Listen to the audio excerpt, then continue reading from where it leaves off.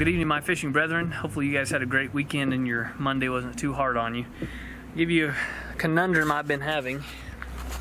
I love my skeeter, and I've sure been happy with it. And I've put in a lot of work and put in some money, and I've really enjoyed it. And there's a couple of issues I'm having. Number one, the live wells don't work. And this past weekend when I was fishing that bass tournament, you got to have working live wells. You got to have working lights. I haven't got those hooked up yet. I don't have my fuel gauge hooked up yet. The motor is running well, but the trim has pooped out on me. So the trim unit back here that lifts it and lowers it, I'm not sure what to do about it except replace it. And you know, the 85, it wasn't fast enough for some of these bigger lakes. So went ahead and made a decision. And today I picked up that guy. This is a 1990 Champion bass boat, 18.5 foot long. There's some issues with it.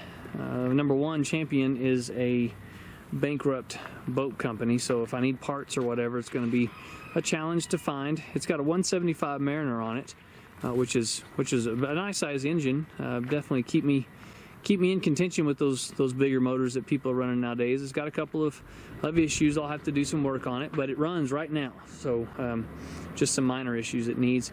It's got some great fuel capacity back here. I think it's a 35-gallon tank.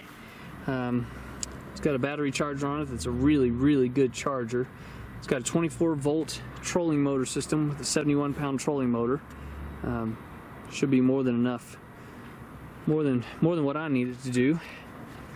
All the electronics on it work up here in the dash, and then I'll be adding my electronics onto it back here. And then most importantly, maybe not most importantly, but important, all the live wells work in it. And if I'm going to be doing any tournament fishing, you know, that's important.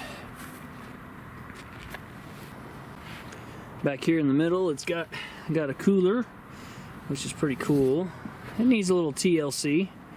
The carpet's been redone recently, so it's in pretty good shape. Rod locker storage, really nice, large compartments.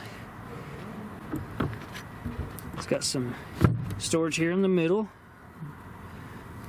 Seat pedestals and the other side for more storage, lights, all that.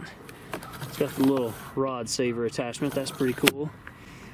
And up here the foot pedal's not recessed. It's just kind of bolted in there, so I may cut that out. I'm not sure yet. It came with a couple of electronic units. They're not as good as the ones I have, so I'll be switching those out. And so all in all, you know, I don't know for sure if I made the right decision here.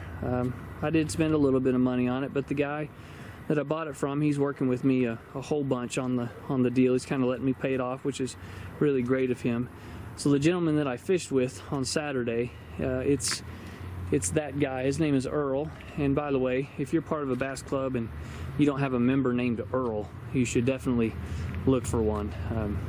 Anyway, he's a pretty special dude. So anyway, that's the new boat, and we'll get it out on the water hopefully the end of this week, the beginning of next week, and we'll see how she runs. So if you have any comments, if you have any suggestions, if you've ever owned a Champion before, leave me a comment. Let me know what's going on. If you like it, hit that like button. Really do appreciate it. Thank you guys. Hope you enjoy. We'll talk to you next time.